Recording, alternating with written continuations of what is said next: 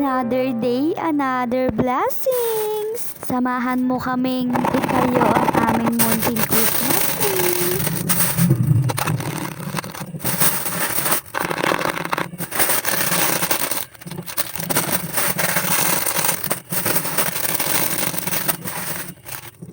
Sa mga puntong yan, Mare, napakasaya ng puso ko. Kasi ba naman, Mare, meron na kaming decoration para sa aming tiny Christmas tree. O diba, meron na tayong Christmas tree sa aming munting bahay.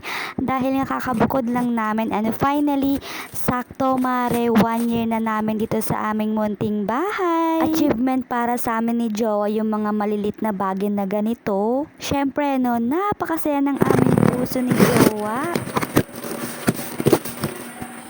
Dahil nga nung unang Pasko namin dito sa aming munting bahay, tanging Christmas light lang yung aming nabili, o diba? Pero kahit ganon, sinabi namin ni Jowa sa aming sarili na next Christmas namin dito sa aming munting bahay, meron na tayong Christmas tree, hindi man kalakihan, pero at least masasabi namin na sarili namin to, o diba? Sa mga oras na to, Mare, nagiging emotional lang inyong Mari ko. Syempre, no, isang taon na kaming nakabukod, isang taon na namin nilalaban yung bawat araw na magkasama ni Jowa sa hirap at ginhawa. Malayo pa pero malayo na. Malayo na kami sa dating kami ni Jowa yung sitwasyon namin, pero malayo pa doon sa pinapangarap naming estado ng aming buhay ni Jowa. Ang dami ko ng kwento. Ayan nga, bumili kami ng pillowcase sa online, and syempre lahat ng mga pinapakita ko ay online lang yan, Mare. Tapos eto na yung best part, o diba?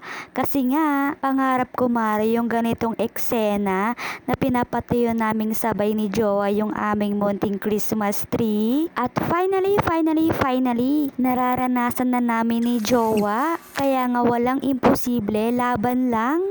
Teamwork makes the dream work, Mare. Kaya for the go. Tapos, eto na nga yung the moment of truth. O diba, ang dami ko nang sinabi. Tapos na namin naayusan etong aming munting Christmas tree. Proud na proud kami ni Jowa sa mga oras na to sa aming sarili. Sa mga achievements naming dalawa ng magkasama. Tapos, eto na nga pala yung aming simpleng Christmas tree. O diba? Dahil tayo ay mayaman sa blessings naman. Abangan mo, Mare, yung part 2. Ayun lang naman. Thank you sa ulitin.